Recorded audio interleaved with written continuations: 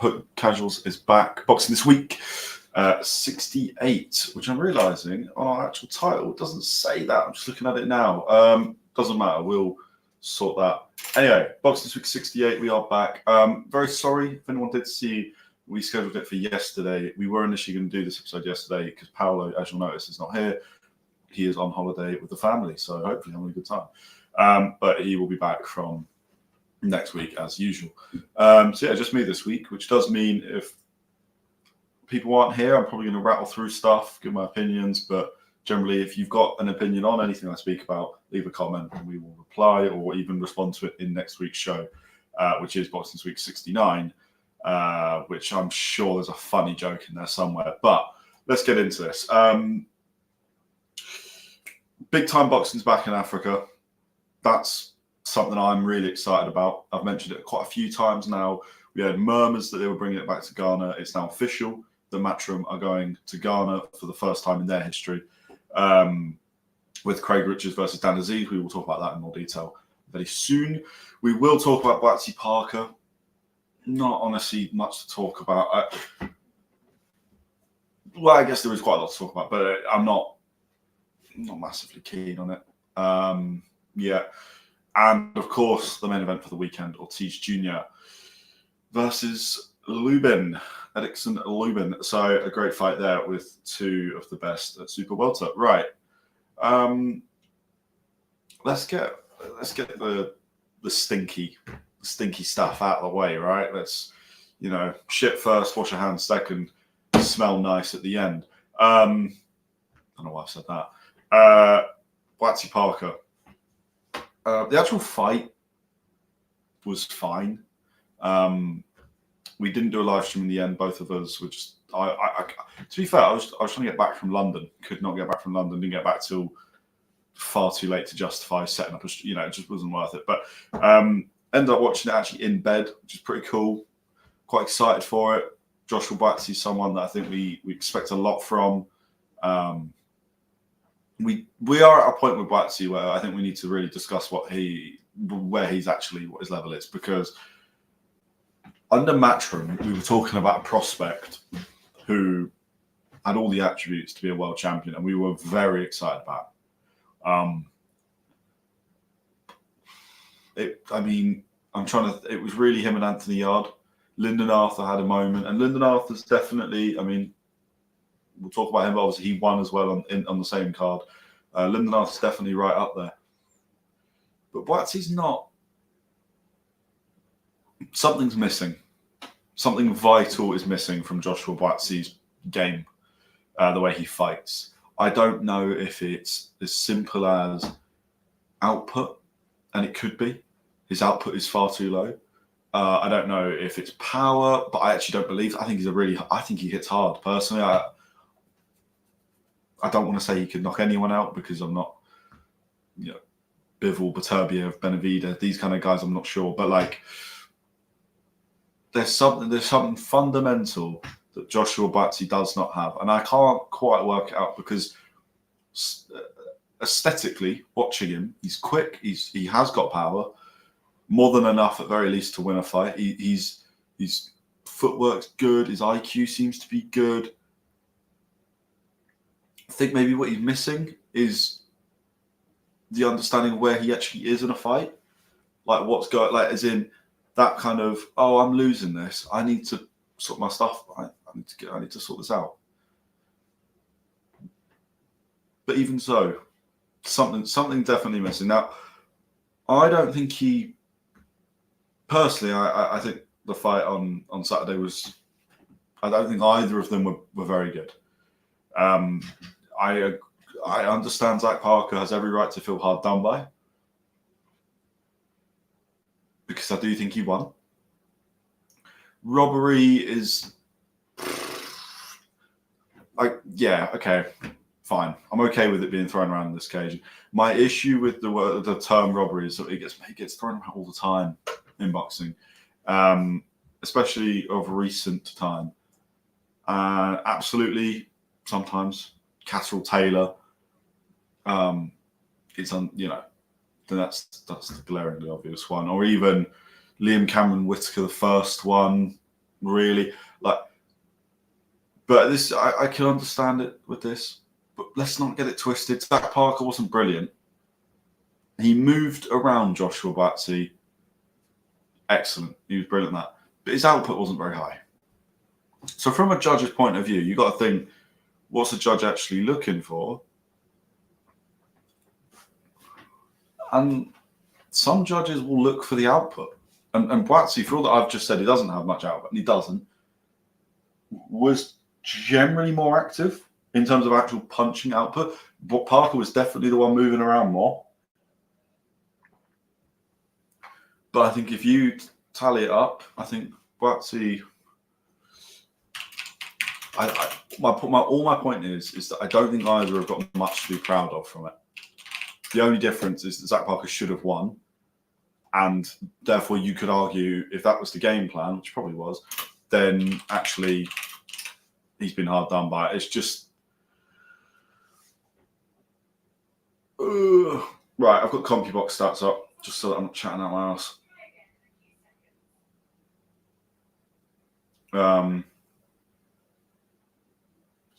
Sorry, I just heard a weird noise in my house.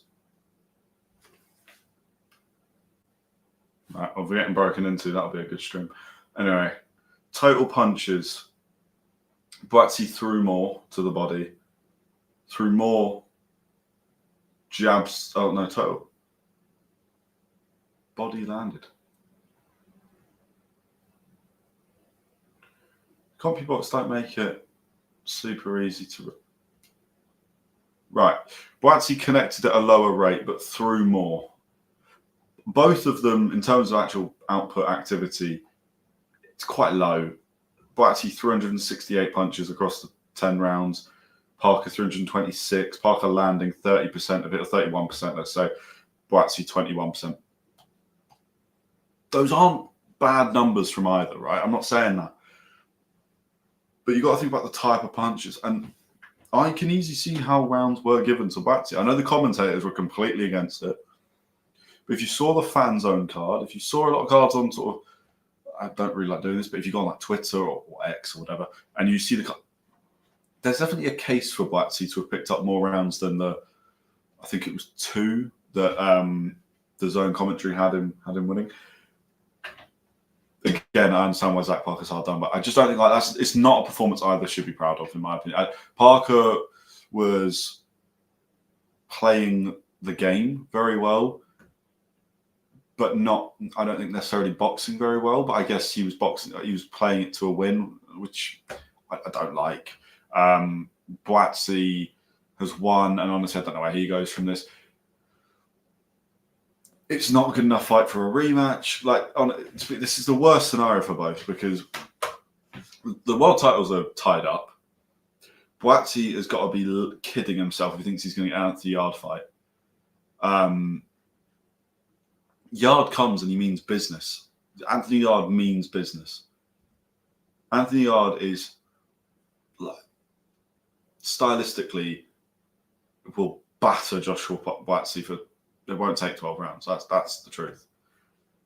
And I'm a fan of Buatsi, but if Buatsi performs like he did against Parker, or he performed well against Callum Smith, but Anthony Yarde is a more aggressive fighter than even Callum Smith. So Buatsi therefore has to be on the back foot, which is not something he's used to. Look, that fight doesn't make sense from. The only way I think that fight gets made is if Yarde loses to Benavidez, which is very possible. And I think we all kind of expect. I'd love to see Anthony Yarde beat Benavidez, but that is, Jesus, that would be that's one of the biggest wins British history would have. But also I can't see it happening. So then you can maybe see them fighting because Yarde has just lost to the world title challenge. Buatsi won, but dodgily, For Zach Parker, I don't really know what's next. I like the Willie Hutchinson fight for him. I think that makes sense. In all honesty, I'm already bored of talking about this fight. It was shit. It was a terrible, terrible fight. And it was good it wasn't pay-per-view because otherwise I think people would be more than complaining. On the undercard, however, we did see Liam Cameron pick up a win, which is good to see. A decent win as well, pushes him on. Obviously, he's returning after the Ben Whittaker loss. And we saw Lyndon Arthur get dropped, come back up and win on points, which is amazing for Lyndon Arthur, who will now, I think he throws himself straight into a Willie Hutchinson, Zach Parker, Buatsi-Parker. Lyndon Arthur is a very underrated light heavyweight. Not saying he's going to win a world title in this division, but that's because this division is stupidly dense of talent. Lyndon Arthur is one of the better British boxers we've got at the top level across all divisions. But Smith, Yard, Buatsi-Parker, Hutchinson, Arthur, that's our British talent at light heavyweight, or a lot of the majority of it. And then you've got Bivol Beterbiev, who are a level above everyone. You've got Benavidez is there. David Morrell is still the division is just it's disgusting, really. So for a British fighter to pick up anything in that division would be, one of the best achievements ever in British boxing history, or in boxing history, to be honest. But could happen. Very happy for Lyndon Arthur. Moving on, because unless people want me to talk about that more, I'm not fussed by the event, if I'm honest. Big time boxing back in, Ghana. I was going to say Africa, which is... So my head was this. I was going to say Africa, but I still want a fight in Nigeria. And I know we're getting that with Amir Khan Promotions. And that's why I'm slightly hesitant saying big time boxing, because Lawrence Okoli, Emmanuel Diaz, we've got David Adelaide, they're all fighting in Lagos in December. So big time boxing's kind of been back in Africa. And Matchroom aren't doing anything particularly new. Really, what's actually happening is Amir Khan has gone over and taken the risk. In all honesty, I don't think it is a risk. 1974 is Rumble in the Jungle. This is the biggest event, maybe most notorious event in boxing history is Ali and Foreman in Zaire, of which crowds were insane. So bringing boxing back near 51 years later, it's not a massive surprise that's going to work out. Obviously, it's not back in Congo, but Congo's not really a place. From what I understand, Congo's got issues at the moment, so it's not really a place you can hold boxing. But it doesn't matter, risk or not. Amir Khan's proved it. It's a formula that can work. Eddie Hearn has gone in and literally cherry picked. I'm going to be completely honest. Matchroom have gone. We're literally following Amir Khan's formula here. They've gone to Ghana. Amir Khan's done Ghana. They've picked Dan Azeez as headlining. Dan Azeez has co-mained the last Amir Khan Promotions event. But hey, go for it. This is great. We'll just a little bit of context. And what I do like, and it feels, other than the fact, by the way, this is completely irrelevant, really. This is the best fight poster that I have seen for maybe ever. This might be my favorite fight poster. You got the continent of Africa. The fighters are inbuilt within it's so good. It's like a throwback, but it's clean. I love it. Anyway, it's not really important. The important thing is, we will talk about the fights in a second, but Craig Richards returns against Dan Azeez, a fighter that I think for a lot of people would have gone off of the map a little, literally, in a way, because he's not been fighting in Europe much. That's kind of Dan Azeez's career, though. I mean, there was a point where he decided to fight in Italy, and he fought on about 3 days' notice. He just did it because he got offered the fight and he thought, well, I'm here, why not? And then he's been doing fights over for Amir Khan Promotions after a potential retirement. We weren't quite sure, but it's certainly seemed that way. And now he's here headlining a Matchroom show in Ghana. So you've also got on the card, and this is what I am excited about and jealous in a way, because the talent. You've got Nishant Dev, obviously India's biggest hope of a first ever world champion, which, by the way, I really believe could and maybe will happen. And if boxing can get to India, then suddenly we're unlocking another billion. Well, not everyone's going to be interested, but we're unlocking a large amount of people. And the more people that are boxing, just generally boxing is good for people anyway, but the more people boxing, the better. Imagine how good this sport's going to get if we're unlocking more and more of the world that can do it. And this is why Boxing Being Back in Africa is brilliant. Not just for the fact that this is giving people work, this is setting up events, the amount of media that's going to go over there, like the amount of money that's going to go into Ghana just for this week is incredible. But also the amount of people that are going to watch. And because it is in Ghana, it's not easy. This is not a fight that loads of British fans can go over to, or loads, this is Ghana's event. And that's so cool. We've also got Leo Atang, who obviously I've been saying about for a while, is somebody I truly believe. Him and Moses Satama, I think, will have one of the biggest fights in British history. That's what I think. And the longer we wait, the better. And then the reports are the other fights on the card will be more local fighters sort of getting an opportunity. They're going to get a platform, and how many times do we see this? You get the guy, the old person who'll come over from or anywhere really, just and they get that opportunity, and then it doesn't work out as well as they want. Who knows? But it works out a little bit. Joshua not on the card. No, we were going to mention this. So AJ is not on the card. The thing that's been suggested is that even if he was going to be, he would never have been the main event, which is why I don't think he will do it, because Anthony Joshua in Africa is, can you even imagine how big that would be insane. But the suggestion is he would be just on the undercard. But it's still, AJ is still in recovery. He is training, but he's not like in camp. He's not able to train fully. He's still it's from a surgery that he's still recovering from. So I imagine it's a last minute call. This event is December 20th, so he would, he's still got basically 8 weeks camp. If it's just a comeback fight against an easier opponent just to get him out before the end of the year, he could, given the inactivity, the fact it's in Ghana, it's a perfect opportunity for him to fight someone well below his level and just get a good win. And by good, I mean just a knockout win. Box well for 3-4 rounds, knock the guy out. Simple, easily done. Then come back to the UK or back to Africa, but either way, kick off again with higher level opponents.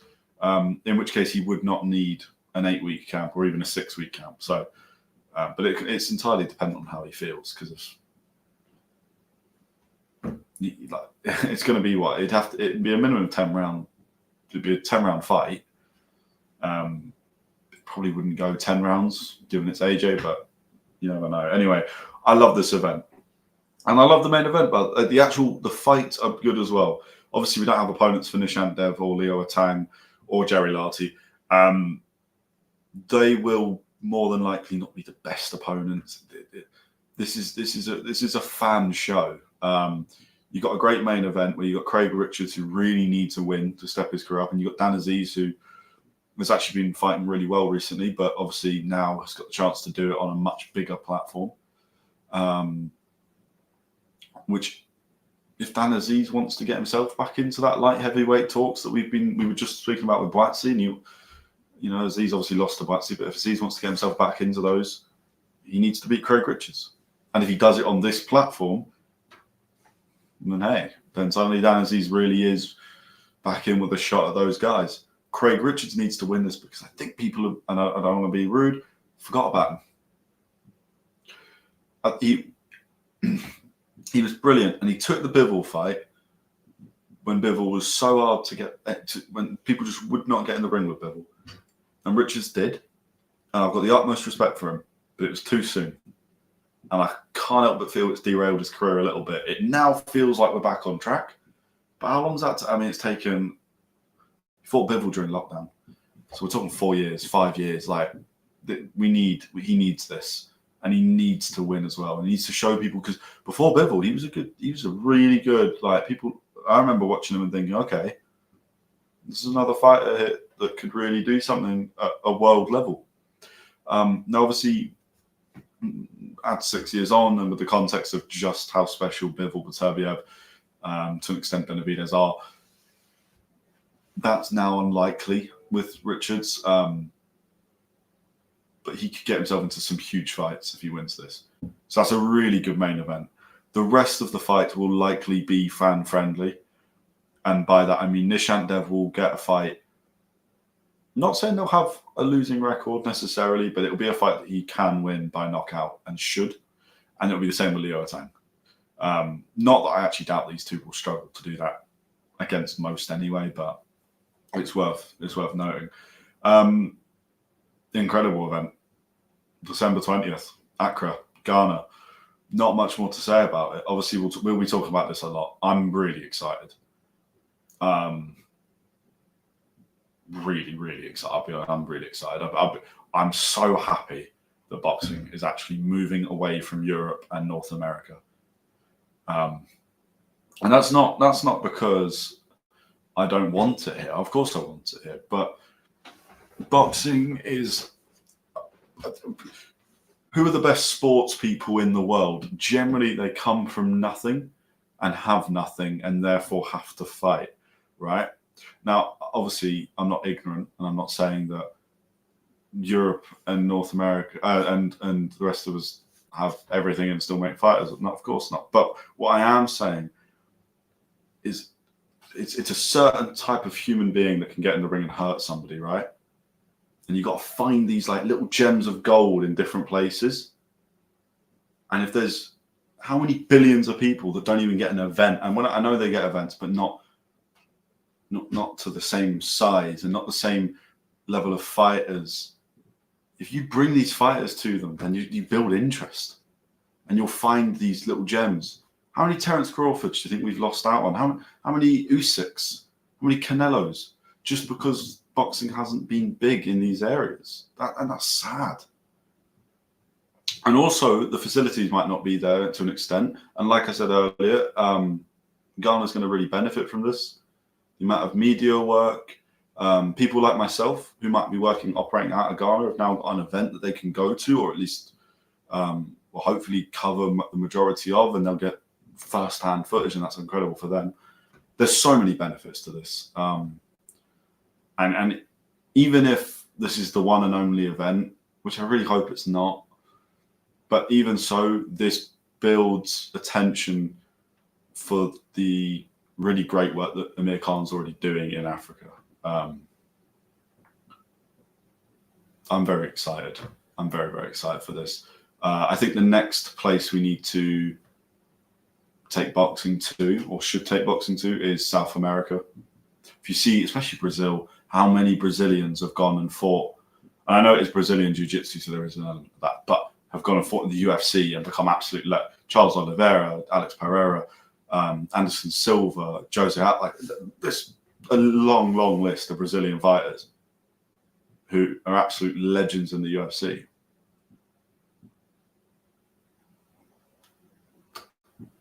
We've got very few. I mean, Beatriz Ferreira is an incredible Brazilian athlete that we have in boxing, but other than that, I'm hard pressed to name any others, if I'm honest. Never mind like world level, just any. And that should not be the case.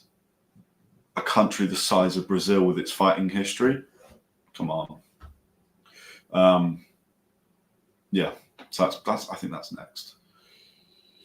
But this is a step in the right direction, and I'm really excited. If you couldn't tell, I'm very, very excited, and we'll be watching this. And December 20th, what day is that? A Saturday. I might be working, but we'll.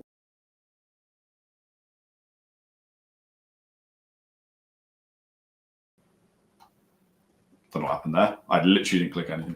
This software sucks sometimes. Anyway, not important, but really excited. Yeah, obviously Paolo not being here, the episode's going to be shorter. I do apologize. So if you do have any questions or anything you want to talk about that's not related to this week, just shoot, go for it. I'm absolutely okay answering anything within reason. Vergil Ortiz Jr, Erickson Lubin.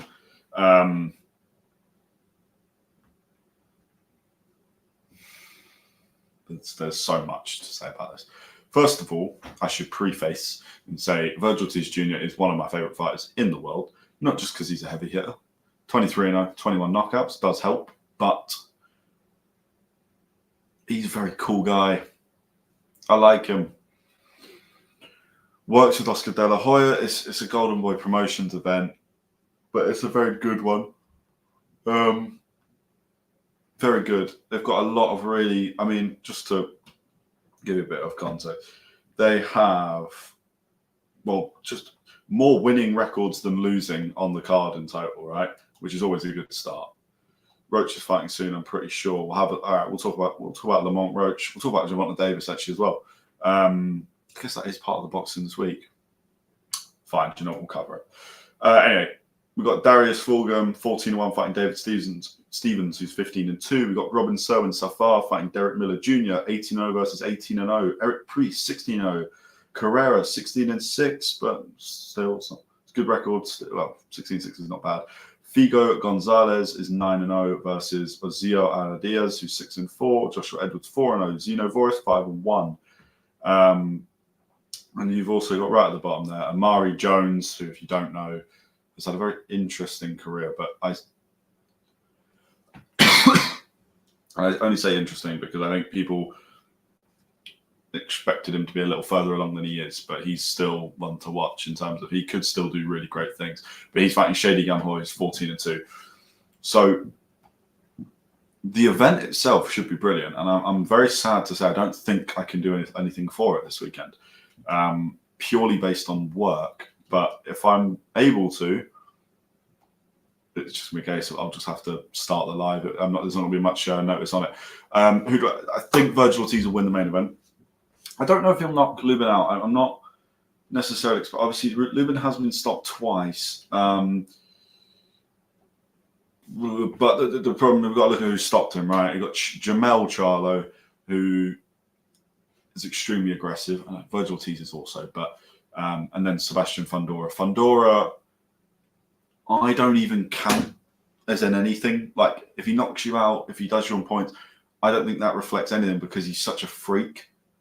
6'5", 6'6", super welterweight is not someone that you will have ever sparred before or can spar or will ever fight again. Like, really, it's just a ridiculous fight, right? So really, for me, he's been knocked out by Charlo. That's the interesting one.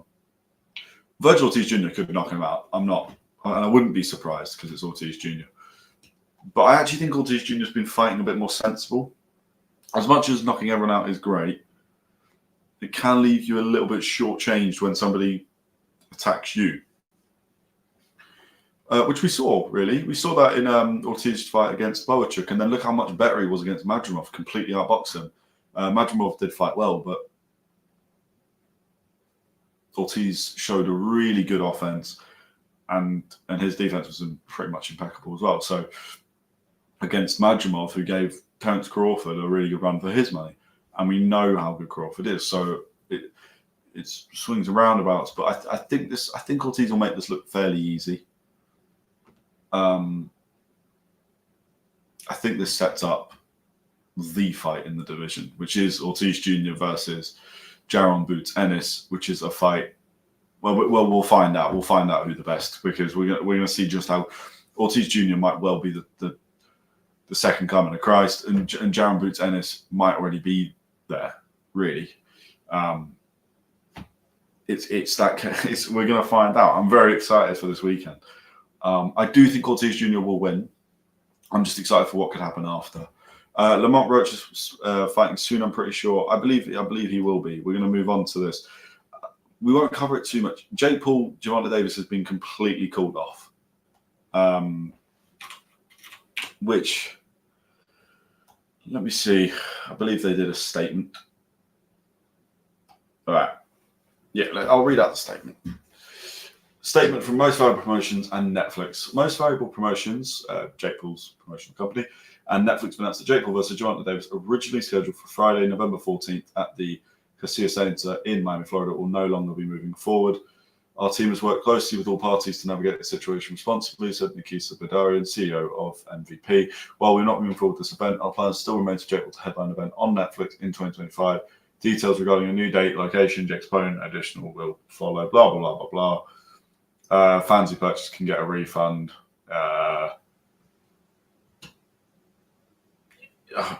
That's not great. Refund through their original point of purchase within 14 to 21 days. Within this. Okay, that's fine. Ngannou, Jake. Oh, God. We'll talk. This is not happening. Because, well, we know what would happen. And there's not even a question. That is murder. But genuinely, I would then worry about Jake Paul. And I'd be watching a fight, and that was pure just anxiety for a man that I think would lose his life. But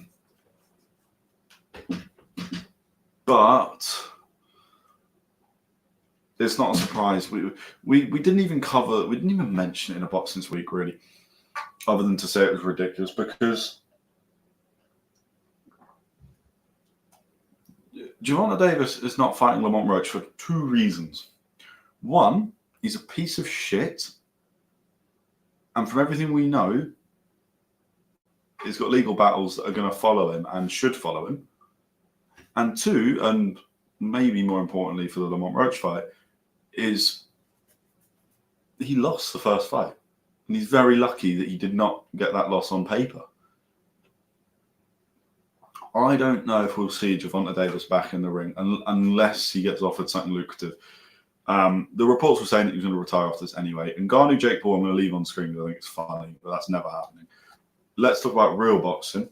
Lamont Roach. Now, obviously, Lamont Roach has been wanting to fight basically everyone under the sun. He is fighting Isaac Pitbull Cruz on the 6th of December. Cruz came off of a good win on the, what was it, the Caleb Plant Charlo card? No, it was the Barrios Pacquiao card, sorry. I think they were maybe the same night, and I was watching both at once. Anyway, Isaac Cruz came off a good win. He beat Salcido Gamas. We'll see if Roach is really world class. We will. There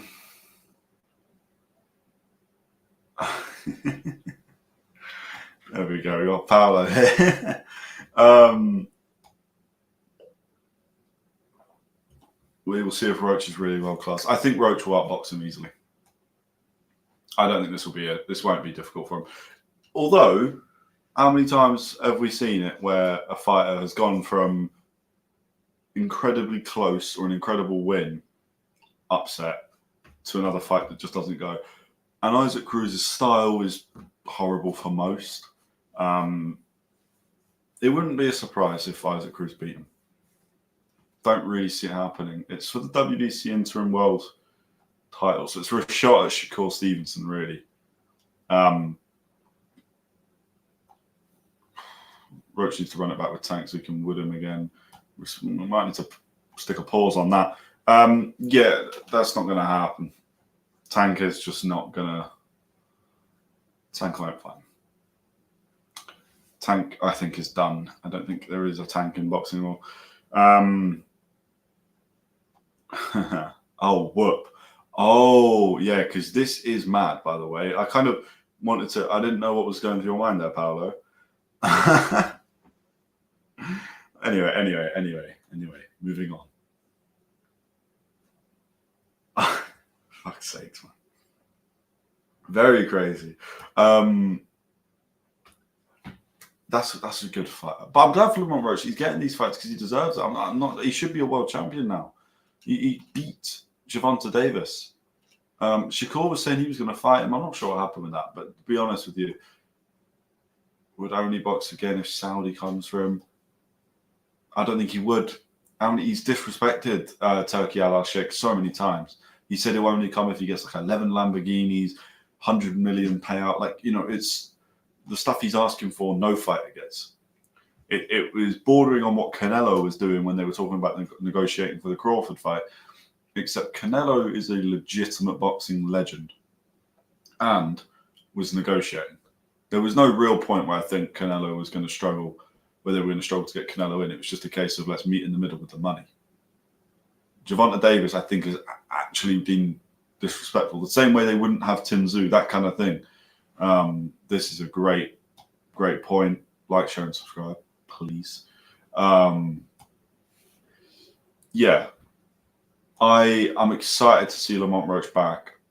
He's going to have so much pressure on him. It's going to be the hardest fight of his life, because if he can win it, he'll know that he is about this. And I'm sure he thinks he is already, but it confirms I'm meant to be here. I didn't have a one-off good fight. It's none of that. I'm meant to be here. Just sort of looking through now, we'll just go through any little other bits of news. There's not a whole lot to really speak on. Callum Simpson versus Troy Williamson has been announced for the European, British, and Commonwealth super middleweight titles. That's a great fight. Obviously, BBC Sports second event, which is on the 20th of December. So that's 2 events, 2 months, because they've got the 23rd of November, conveniently, Ben Whittaker debut, with Matchroom, obviously. And then they've got this at the end of the month. December 20th, by the way, is looking quite hectic. We've now got Matchroom in Ghana, which I'm guessing won't cross over time-wise with anything in Britain. But we've got Simpson, Williamson, and then have we not got... I know there's another. Hold on. Gone blank. We've got...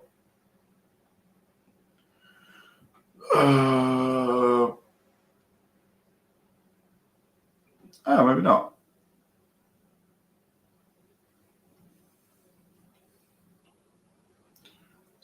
No. I'm being stupid. There is something. I know there's something, because my memory for names at the moment, or just in the last 10 seconds, has been shite. But that doesn't mean... Okay, apparently it does. All right, well, I'm not sure. Maybe it's just not been added to Boxer. Anyway, I think there's now 3 events. Then, other than that, Dubois and Frank Sanchez purse bids for November 13th. And unfortunately, Paolo has lost his mind. Callum Simpson won't beat Hamza Shiraz. Hamza Shiraz is, I think, the most talented boxer that Britain has, alongside Nick Bull. Currently, not ever, obviously, Jesus. But I think Hamza Shiraz is he will get his shot at whoever, and he will be a world champion. He's a brilliant fighter. Daniel Dubois, it looks like he's going to fight Frank Sanchez next. Purse bids commence November 13th. Don't really care about that fight. Dubois will win that. I think he's underrated. I don't think we're. He's very underrated. But we were talking about levels with Wardley and Usyk and that kind of thing. I'm not saying that this is the same gap, but Callum Simpson's got a lot of levels to go before he gets to Hamza Shiraz. Will Kamel Moten ever be as good as Floyd? No, because I don't think anyone will. In this, not to be regarded as the same, but he could. He's probably still only 18. Start. Oh, he's 19 now. Oh, he's old. No, I'm joking. He's a very good fighter, Kamel Moten. But to be better than Floyd is almost impossible. You have to do, because that requires timing more than anything. Floyd was in an era of brilliant fighters, and he beat most of them. He cherry picked the timings occasionally, especially with the Pacquiaos, but he beat them all and never lost. Crawford has been an era of very good fighters, and Crawford has beaten the best of the lot the only ones that the only really one fighter you can pick out for Crawford and say would like to see you fight him is Boots, right? Fitness is still proper, but yeah, I don't think there's, not even fitness, because they're all very. I think it's probably the ability to concentrate. Only fighter as good as Floyd is going to be Terence Crawford. Yeah, for the foreseeable. Yeah, of this era, I think so. And then I guess Usyk could get into that conversation if he keeps winning and doesn't let age ruin him. Which again, yeah, I don't know. Other news: Beterbiev's a free agent. If he signed with sort of a Matchroom or someone, that would be fucking good. Be really useful, but we'll see. Beterbiev, he is at a point now. He could actually do single fight contracts and still get signed.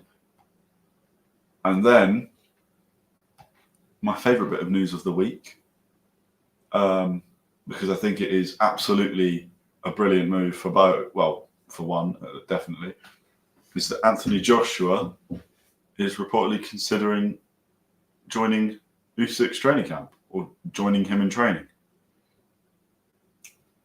You already spoke about AJ. We're just about, that is the timing on that. Yeah, I'll leave that on actually. AJ considering Usyk, that's brilliant for him. Because I think we all know AJ and Usyk aren't going to fight again.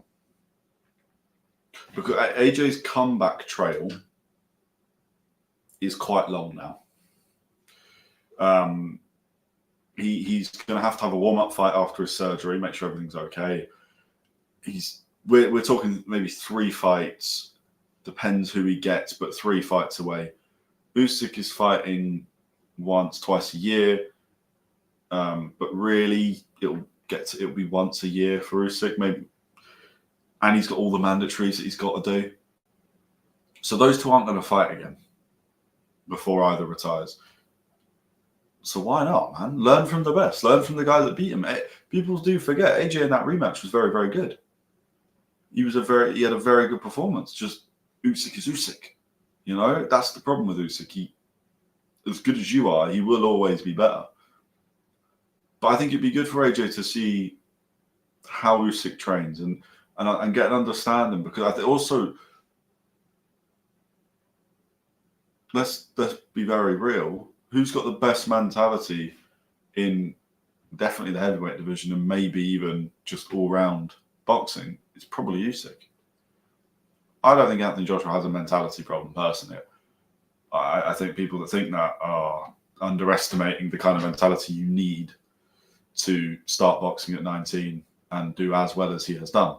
But the mental fortitude side, the understanding of how to keep a clear head and recover in a fight and keep fighters away from you. And simple as, if Usyk was hurt and then he hurt somebody, Usyk would never rush into them. AJ he was not thinking clearly when he ran into Dubois after hurting him and then got lamped because he set himself up to get lamped. So it's the little things. Exactly. AJ can only learn from. There's nothing wrong with it. And they're not going to fight again. Usyk's a good guy. AJ's a good guy. That's a nice partner. And I also love the fact that people compare it to like Apollo Creed and Rocky. I think that's quite cool. So why not? Usyk said he wants to train fighters anyway. Why not? His first fighter to train, Anthony Joshua. Hell yeah. I'm up for that. I'd love to see an Usyk back in Joshua situation. I think that's very, very cool. Yes. So sort of a recap. This weekend, Saturday, Vergil Ortiz Jr. versus Erickson Lubin, an amazing event. Pretty much all winning records, fighting winning records, apart from the last 3 fights. Even those are still fairly competitive because it's fairly new fighters. So, great event. If I'm not working on Sunday, I'm there. I'm streaming. I'll do the 6 a.m. job. I'll maybe fall asleep on stream, but fuck it, who cares? Make a clip out of that. It'll be funny. DFC are in. DFC 10. There'll probably be, there's links everywhere. We did an interview, that's important to mention. We did an interview on Tuesday with Flips, the CEO and promoter of DFC. Go watch it, it's very interesting. And just go follow them. Go follow DFC. DFC 10's out, it's the 10th event, the biggest yet. Yeah. But we had a 45-minute sit down with Flips. Really good chat. Spoke about all things, not just DFC 10 as well. We spoke about how it started, what got him into it. It's a very good chat. Like I say, if on Sunday I'm not working, Saturday I will be there. If I fall asleep, I fall asleep. Who cares? But I will be live. Even if I'm sleeping, I will be a live stream of me sleeping. £50 Amazon gift card giveaway. We've done. God, where are we at right now? Hold on, give me a second. We're let me refresh. 258 subscribers. We've gained. I can't remember the exact number, but a pretty ridiculous amount in the last few weeks. So, thank you. Obviously, thank you very much. Myself and Power obviously appreciate it, but also it means that we are over halfway before we give away a £50 Amazon gift card giveaway. All you have to do to enter is subscribe and then comment to say that you subscribed. Decent. Make sure you like, make sure you subscribe to enter, and because why not? It's free. Share the video with your grandma and let me know who's going to win on the weekend, Ortiz Jr. or Erickson Lubin. Thank you very much for watching, and have a pleasant rest of your evening.